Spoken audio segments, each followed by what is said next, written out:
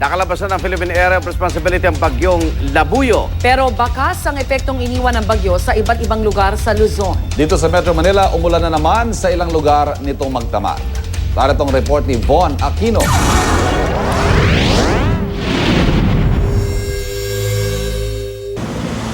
Kahit lumabas na ng bansa ang bagyong Labuyo, magdamag pa rin umulan sa ilang bahagi ng Metro Manila.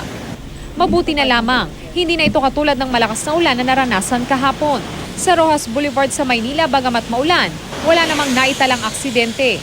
Pero kita pa rin ang malalaking alon sa Manila Bay. Sa Valenzuela City naman, hanggang bago maghating gabi, gutter deep pa rin ang baha sa MacArthur Highway patungo May Kawayan, Bulacan. Nagdulo-tuloy ito ng mabigat na daloy ng trapiko sa lugar. Ang ilang bumabiyahing bus at truck, bumuwelta na at umiba ng daan para makaiwas sa mabigat na daloy ng trapiko. Nagkaroon din ng pagbaha sa Malabon City. Gutter deep sa bahagi ng C. Arellano at Sigua Street sa Barangay San Agustin, pero nadaraanan naman ito ng mga motorista. Para sa unang balita, Von Aquino reporting.